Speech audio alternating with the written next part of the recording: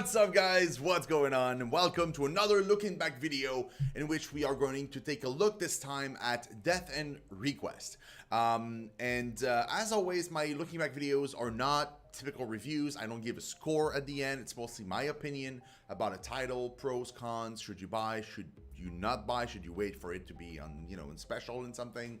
Full disclosure, I got this game for free from the publisher, and as always, I don't let that color my judgment. If I do like something, I will say it. If I don't like something, I'll say it, and I'll give you my honest opinion if you should buy or not, and then you make your own opinion based on that, and you decide if I'm trustworthy or not. Hopefully, I am, and then previous track records will show that I don't tend to let the fact that I got a game for free impact my personal view of a title. It's mostly if I did enjoy it or not. So there you go. So Death and Request is a very, very interesting title.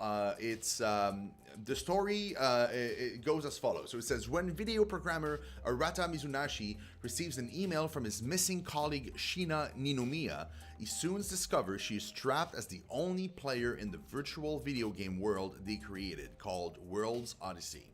How can Shina escape? And then, how can she escape?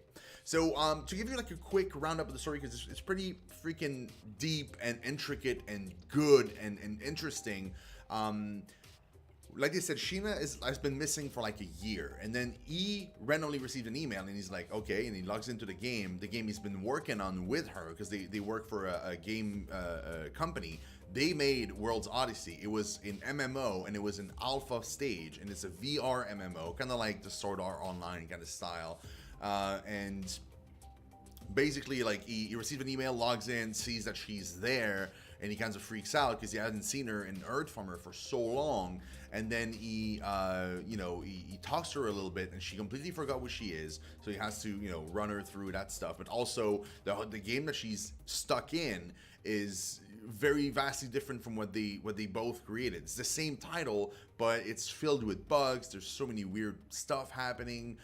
Characters that they both designed do not look like they're supposed to. The AI in the game is out of whack, and mostly she's stuck in a situation where to get out of the game, normally you would have to hit the log out button like you do in Sword Art, for example, but it's not there, so she can't log out. The only other way for her to log out would be to physically pull the mask off of her eyes, but she can't do that because she's in no control of her body, and somebody would normally have to go to, I don't know, her house and do it for her. But the problem is we don't know where she is. She's been missing. So like, she's probably been kidnapped. She's stuck somewhere in a room somewhere. She can't remember where she is in the real world, and so she can't pull off the mask. So you basically have like two different stories running at the same time. So you have her in the game, and there's another way to log out of the game. The other way is to beat the game. It's an MMO with a true ending.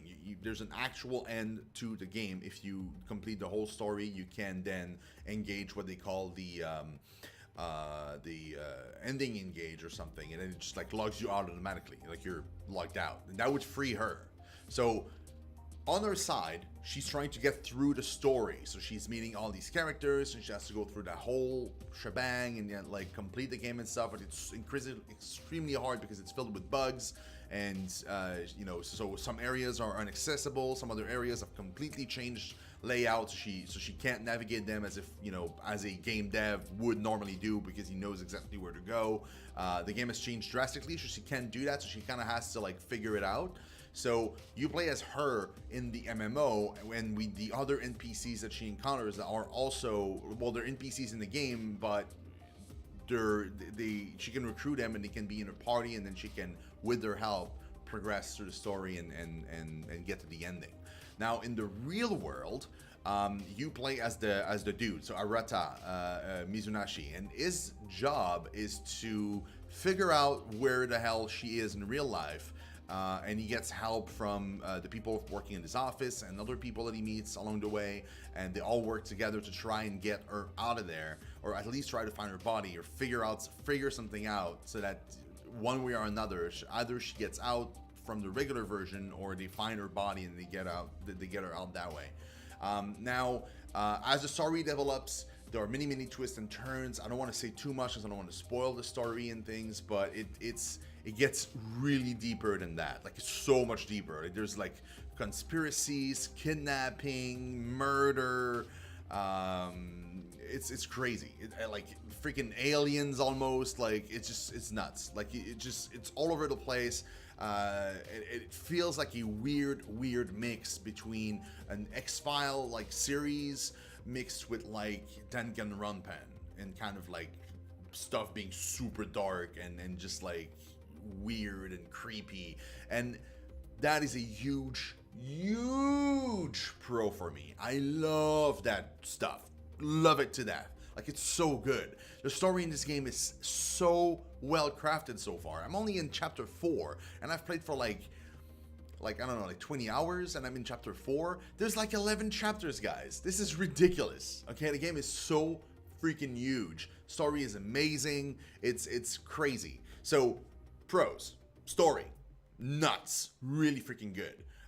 And another pro: length. The game is incredibly long. So if you're worried about paying a full price, which in this case the price of the game is $60 USD or a little bit higher, depending on, you know, if you buy the like the special edition or the regular version, and then there's a season pass as well, and I'll touch up on that later. But you know, if you're worried about spending that much money for like a title that offers you like very little gameplay, like you sometimes get, depending on, you know, which company you're dealing with, this game has so much content, it's ridiculous. The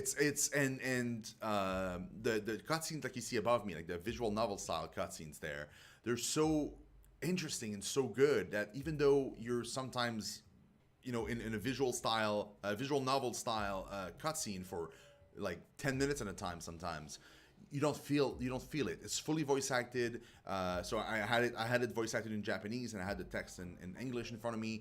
And honestly, I should have checked this before recording, but I forgot if there's a voice acting in English too. I'm not sure. I think it might be only in Japanese. But regardless, it really feels like watching an anime.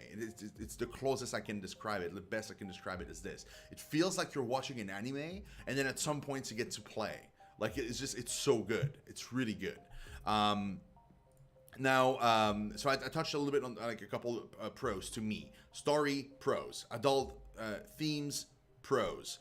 The kind of stuff that's like you're stuck in an MMO, but it has like its own twist to it.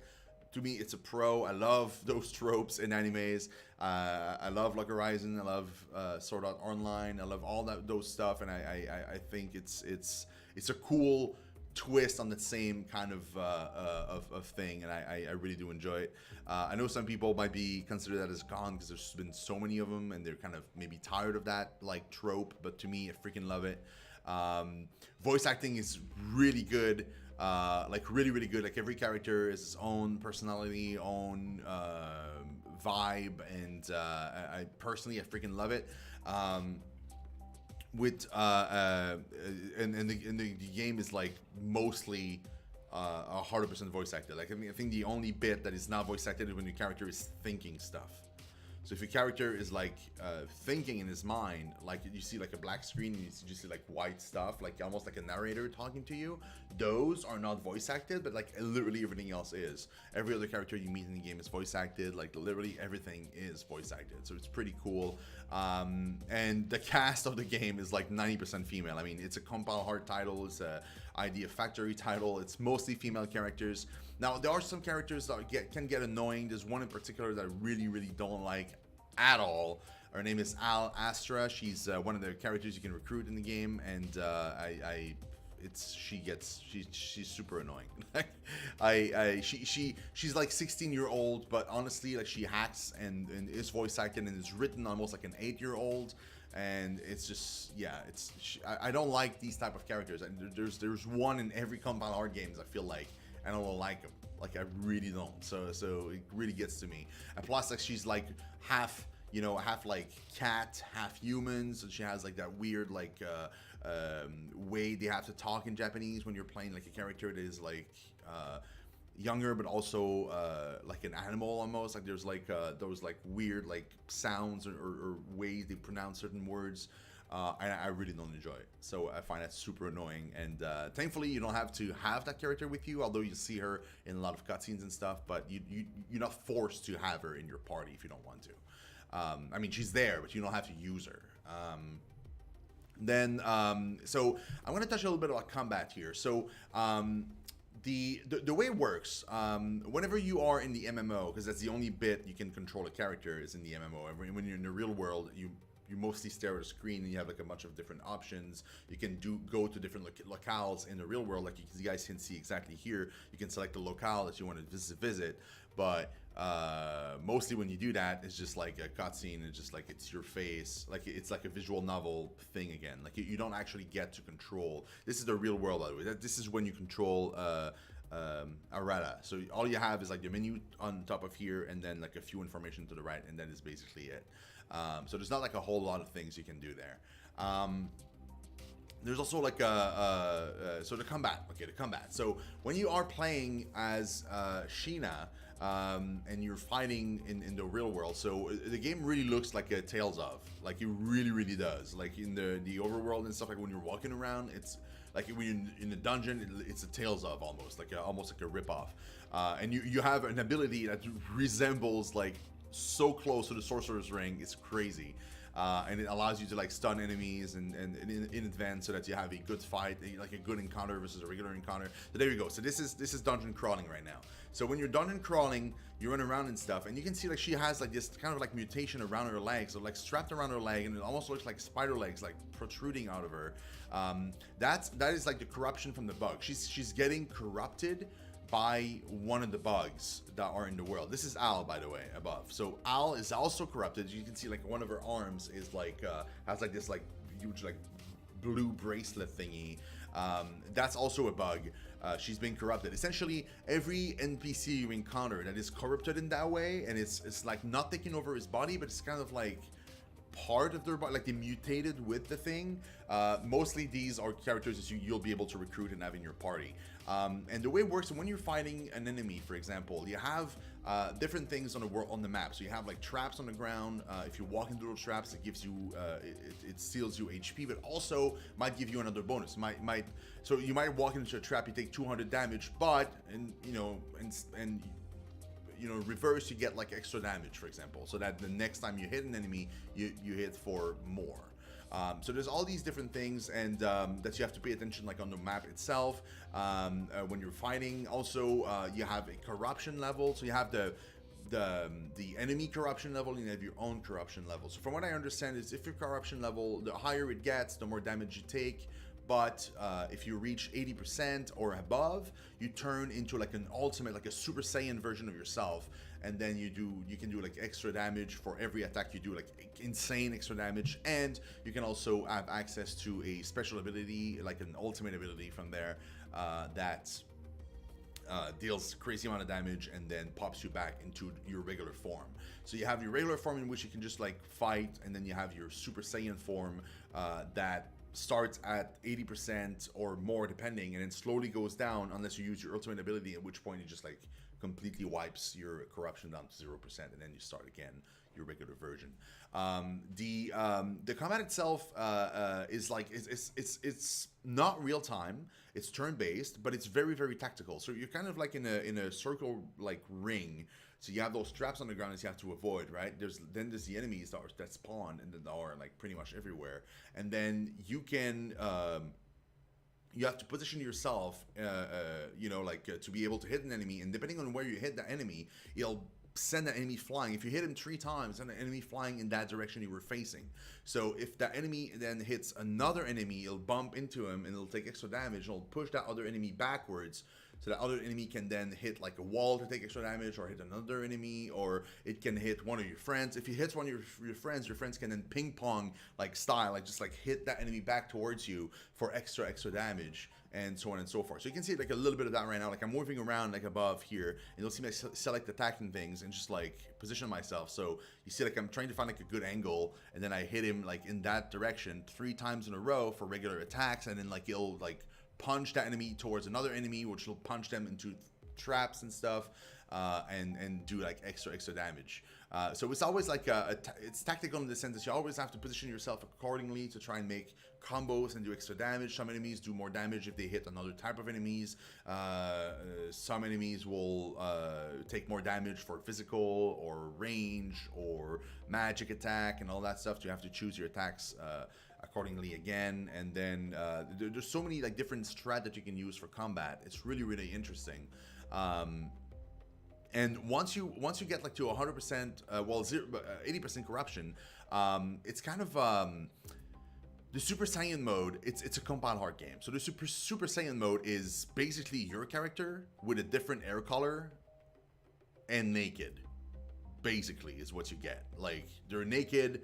The only thing that maybe like they have is like those tiny like pixely blocks that will hide like the nipples and stuff. But like mostly you're naked.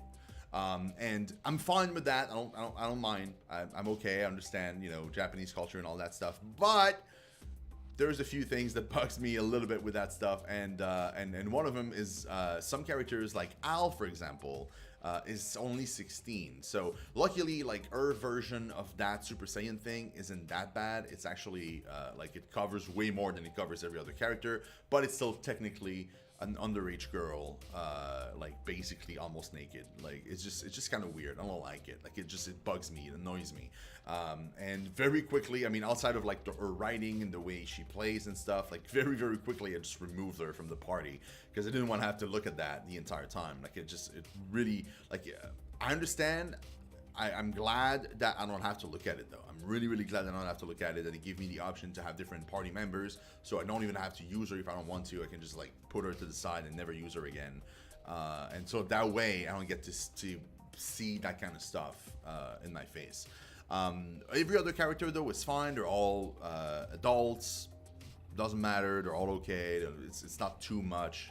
It's, you know, it's a compile hard game, but it's not too bad. There are some, there was like one or two like situations where I was just like cringy a little bit because it's just like it reminded me of like Record of Agaris War Marriage, and which I'll touch on another video. But yeah, it reminded me a little bit of that, and I didn't like it. But most of the game isn't like that, so I'm very grateful. Liked it a lot. Combat system is fun, albeit a bit simple. Like most of the time, I don't even want to use my spells and stuff because there's no point. Combat is so easy. I can just like regular attack enemies. It just takes a little bit longer, but then I don't have to use any consumables to gain mana back or stuff like that. Well, they call it SP in this game, but I don't have to use any items to gain my SP back. All I have to do is just like spam regular attack and combat is done essentially. So combat is a bit too simple to my taste. The game is too easy to my taste, like way too easy. I started the game on normal because I didn't know what to expect, and I didn't know if I was gonna, you know, have a hard time or not. And then I cranked it up to hard like very rapidly, and even then it's still super easy. There's no very hard option. It's just that's all you get. So yeah. So I just touched on a bunch of different things. Let me recap again. Pros: story, adult themes that I really like. Twist on the typical stuck in an MMO kind of trope, and I really like that. Cool character design. The character design overall, except for maybe Al, they're really good. One of my characters, one of my favorite characters, you won't see right now. She has 2 pistols, and she looks like a ninja, and she's freaking awesome. But you won't see her right now. She's like later on in the story, so you won't see her like above me, behind me. So I like their design. I like the style they have. I like the different items. The graphics remind me of a Tales game, which is a good thing. I like Tales title. The UI is fantastic. Like the UI menus and stuff, it's so well designed. Like the you know, the menus where you go in for like you check up your quests or change up your party formations or equip items and stuff. Everything is super well explained. I love it. Really cool. There's a thing that I didn't mention. There's an hacking mini game. So the bugs that you see on the ground there, you can hack them. You can hack the game by using Areta in fight, and then he will hack the game. So it gives you like a bunch of different options. You can hack the bugs on the ground so that they favor you more, or they deal damage to enemies, or they give you like different bonuses that they didn't used to give you before, or you can simply make them disappear. You can tweak enemy stats a little bit using his hack skills. You can also use summons, so every big major bosses that you fight in the game become a potential summon that you can summon in the game to fight for you, which becomes its own character on the field that you can control. And they have a bonus, like as long as they're alive, they have a bonus that they give you to the entire party. And depending on which summon you have, it's a different bonus. And there's also the big selling point of the game, which was the fact that you can change genre. So right now, like, your combat is turn-based. You can change the genre of the game by hacking the game with errata to turn it into a first-person shooter, a slot-style mechanic. You have also a side, like a 2D fighter. There's like a whole bunch of different style that you can change the game to, but it's only for a few seconds after you used it, and it's only for a few hits to the enemy, and it pops fairly often, so you could technically use it pretty often, but I find myself not using it because it's just too long. It just adds too much. I might use it on a boss fight, but most regular fights I just don't even use it. I don't see the point. Like, it's not frequent enough, and it just adds that little bit extra every fight. If you want to use it every fight, that extra time, that in the end I'm just like, nah, I could just like avoid doing that and just be fine. The roster of character, another pro. Roster of character is pretty huge. You get like access to 8 different characters. They're even adding a 9th one as a DLC, and they all feel different enough. They all have their different abilities, different spells, all of them use a different weapon, like a vastly distinctive weapon compared to the other ones, so that there's no overlap. So like, for example, like my Shino is using like one-handed swords, and she's the only one that uses one-handed swords. There's no other characters that will use one-handed swords, so that she, every time you find a sword, you know that it's for her. Kind of like exactly like a Tales game. Tales game are the same way, which I do enjoy as well. So yeah, cool design decision there. And what did I miss there? I think that's it for the pros, honestly. There's a lot of pros. Oh, another pro, and I wanted to touch about that. The season pass. Now the season pass is $15, and you would think to yourself, well, a season pass for an RPG, like what am I gonna get with this? It's because they have so much freaking content planned, like new quests, new dungeon. There's a brand new character coming up later on. They're adding like new costumes, brand new items, like so many different things to the game that honestly at this point, like, it's like I'm gonna get it. Like, I got this game for free, but I'm gonna buy every single DLC, like, because I want to see what the hell's gonna happen in the story and stuff, and I want to touch all those different things. I want to play the different dungeons, and I want to play the new character and all that jazz. Like, I want the whole shebang.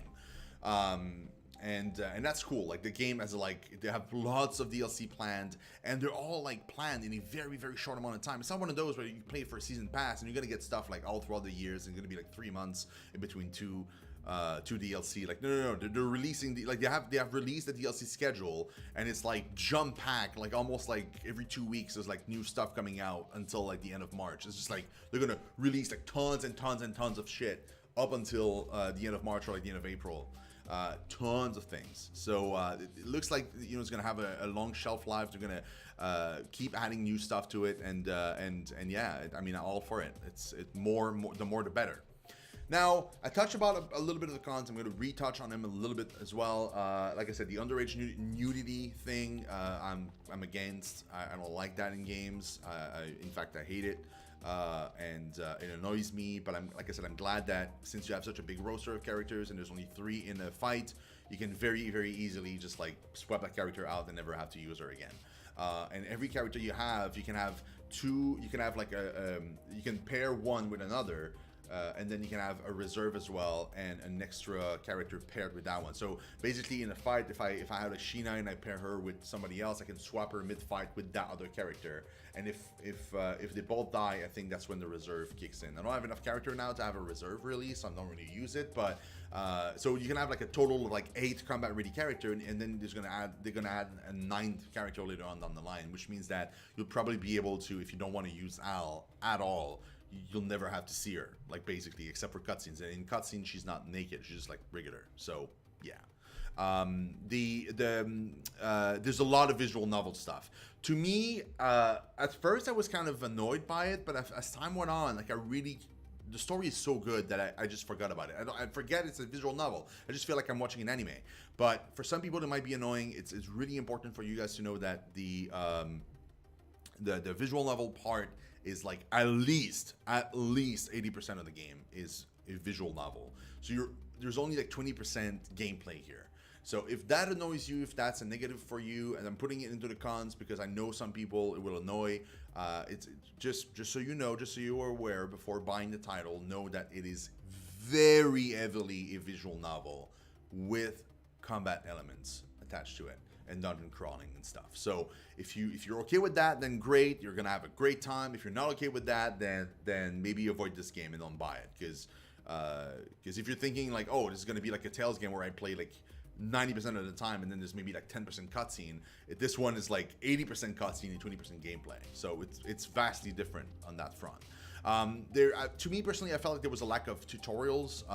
There are lots of things are unexplained in the game, and you kind of have to figure out on your own. I'm always big on tutorials, or at least having like they give you like a possibility to go back and read through all of the tutorials that the game does provide you, but there are some stuff that are not really explained. Like most of the stats are not explained, so if you don't know what a stat does, you kind of get to know because you're playing the game and you figure it out. But sometimes I'd like to know like exactly what agility does, and there's no way for me to know that specific stat what it does to a character. So yeah, so there's that. So there's like a few things that don't have tutorials, and I'm going to touch on the tutorials again in a second when I'm going to talk about some of the difficulty spikes and stuff, but you'll see what I mean by lack of tutorials. Like I wish I had more info. The game has a very slow start, incredibly slow start, and that's a big issue because that's when the game is supposed to hook you. And honestly, when I first played the first 2 hours of the game, I thought, maybe this game isn't for me. Maybe this is just because this wasn't great. The character, when she's amnesiac at the very beginning of the game, when she doesn't know who she is, she's scared of literally everything, which is understandable, and I understand why they did that, because they want to make you feel like the character, and the character is completely lost and scared. However, all she does is cry, and she cries all the time, and there's so very little gameplay in that part. It's mostly visual novel, and you don't get to do anything. You don't have any of the creepy vibes and stuff yet attached to the game. So most of the games, like in the first 2 hours, is really hard to get through. That was like one of my big complaints of the title. Once you get past that point though, holy moly does it get better. Like everything just gets like exponentially better as time goes on. Every new chapter brings so many more questions. It's really cool, but the first 2 hours really freaking annoying.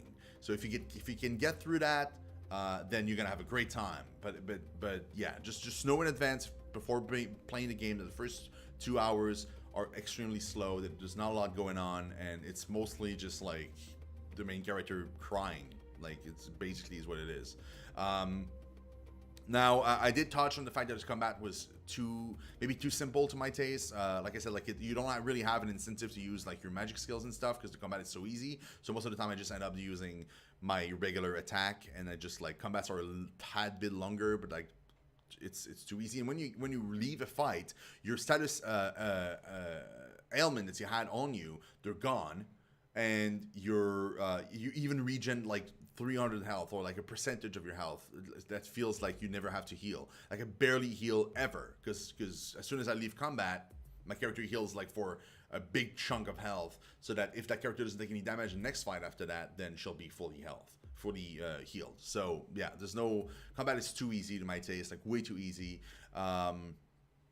But there are random difficulty spikes, and what I mean by that is like you'll be fighting monsters and it's super easy, and then one random monster will just pop like in one of the group of monsters you fight, and that one will just, for whatever reason, just like target one of your characters and just one-shot it, because like the character had like 1,000 HP gone.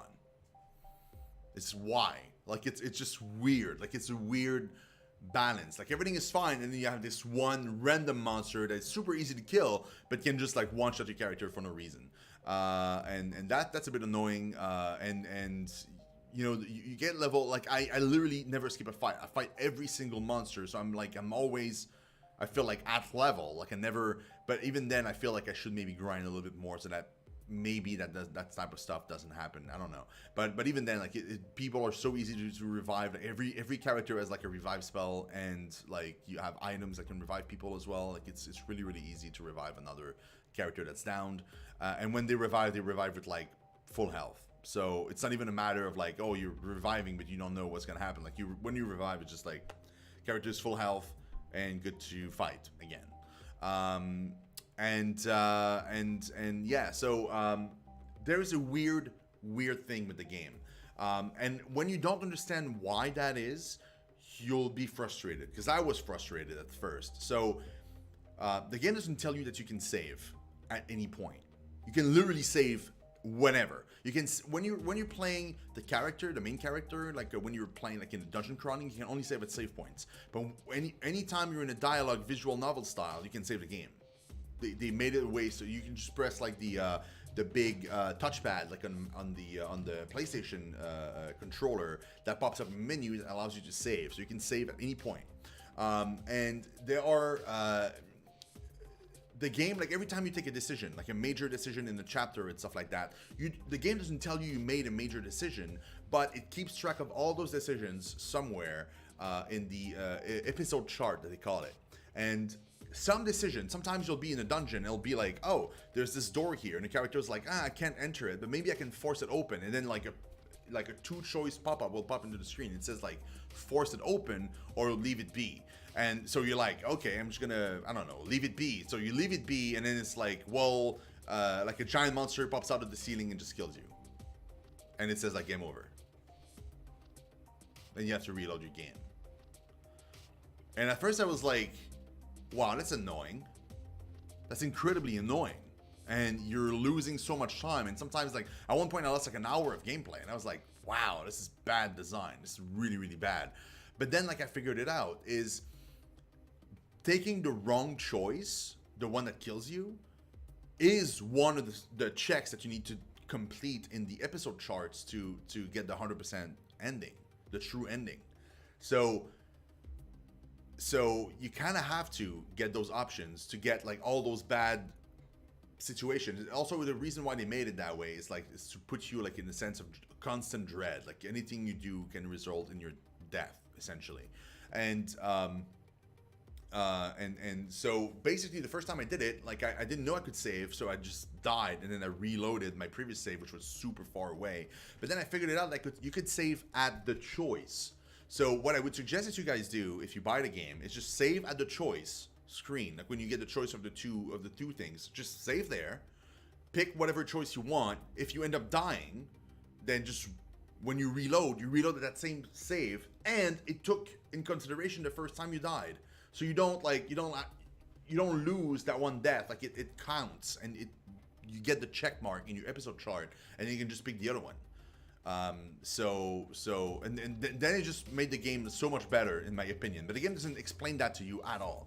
Also, the game doesn't explain to you that in the episode chart, once you've unlocked one of those like check marks that you've done one of the major decisions, if you go into the episode chart and you press X, you know, on that specific choice that you've completed, it gives you rewards, items, money, new weapons, new stuff. Like it's super important that you go back in there and you just like press X on every major decision you've taken to get the reward attached to it. If you don't do that, you don't get those rewards. And again, the game doesn't tell you that. I found it by myself, like on my own. After 3 chapters, I was like, oh my god, and I pressed like X on every single one of them to get like all my rewards and stuff. There's another stuff too, is like the items in the game are very expensive in the shop, like extremely expensive. So you really have to like plan your purchases ahead of time, or grind. It's really up to you. But even grinding like takes a while. So yeah, so it's really, to me it's a con. Like I don't like having to grind on purpose, like hours to get all the items that I would like to buy. But so far it hasn't been an issue where like I got stuck and I couldn't proceed anymore because I didn't have enough good gear to continue. So it never became an issue, but it's good to know that you'll have to pay attention to your money, especially because near the end of the game there's an item you can buy from one of the shops that is 6 mil, and 6 mil right now for me in chapter 4 is like a mountain of money. Like it's unconceivable. Oh, well, I barely made 100,000. Like I can't even understand how you can get to 6 mil of the currency. But and near the end of the game, there's an item for 6 mil, and it's a key that unlocks an optional dungeon that you would normally not be able to do if you don't have that key. So that's, again, it's just another thing that you have to keep in mind, is that like stuff in the game is heavily tied to the in-game shop, and you have to do that. There's tons of side quests in the game, and you know, but they're incredibly easy, and there's way too few of them. I wish there were way more side quests into the game. They're like, every time you reach a new area with a new dungeon, I usually get two side quests. That's it per dungeon. So it's not super duper cool. I would prefer more, but they're kind of fun to do, and they're mostly just like collect however many resources and stuff, and some of them drop from monsters, some of them drop from other things, and you just complete them as you complete a dungeon. Another thing is, like, most of the cutscenes in the game, like 99% of the cutscenes in the game, are visual novel style, so that way. Which can be annoying, especially if they're like reacting to like something that happens on screen, and they're like, oh my god, look at the size of that thing, but they don't show the monster, and then all you hear is just like weird noises, and like then you hear like there's like a flash of white in the screen, and then you see them react like and then like, but I don't know, it's kind of weird, because like 1% of the cutscenes are like a Tales game cutscenes, where you see the characters emoting like in 3D. And so my thought originally was like, oh, maybe, you know, the entire game is visual novel style because that's the way they designed the game. But no, they took the time to design those characters in 3D and make some cutscenes with them. Why not the entire game? That would have been so much better. Keep the visual novel stuff for like real world, and keep whatever happens in the game like a Tales title with 3D cutscenes. That would have been so much better. But it's not the case. Like, you'll get randomly, like, everything is visual novel, and randomly you get one scene where like they're talking in 3D, and then again it cuts to like visual novel. I don't know if it's because they ran out of money or like what happened there, but like, I feel like those cutscenes are so much better because the characters emote more, and you get to, like, it's again show don't tell. Like, I like to be able to see stuff. Don't explain it to me, show it to me. And I like that way better. So I wish more of the game was like that. So to me, that's kind of like a side con. And yeah, that's basically it. That's basically the entirety of the stuff I had to say about the game. The pros, the cons. I went all over the place. I explained basically every system in the game. And yeah, overall, whilst I did mention a bunch of bad stuff, the game is heavily positive for me. Like, to the point where like I keep thinking about the story. I keep thinking about like the characters. I want to know more. I want to get back to it. I want to play more. It is a really, really good title. And it's incredibly long. So if you're looking for like a title that's going to take you 10 hours to complete, this isn't it at all. But if you're looking for like a solid, creepy, like sci-fi story with like murder and like paranormal stuff, doppelgangers, like freaking like so many different ghosts, like it's just crazy, then you're gonna have a lot of fun with this one, because it's like nuts. It is nuts, and I'm only in chapter 4. I can't even understand like how much more crazy it's gonna get if I'm only in chapter 4 and I got to see all those things. Like, it's crazy. So yeah, to me it's a heavily, should you buy? Yes, heavily yes, you should buy. You should definitely support this title. Really freaking good. It's from Idea Factory again, Compile Heart. You know, sometimes the titles are hit or miss. This time, definitely a hit for me. Definitely a hit for me. Compared to maybe Record of Agris War Marriage, which we'll touch upon in another video, in which not a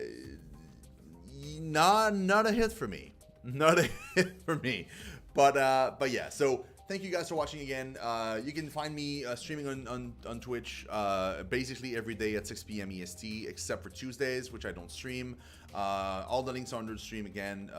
Links to buying the game, links to the playlists of when we played the game, and link to where you can buy it, my channel, my Twitch stuff. Everything is in there. So thank you guys for watching. I'll see you guys in another looking back video very, very soon. And yeah, stay safe. Bye bye, guys.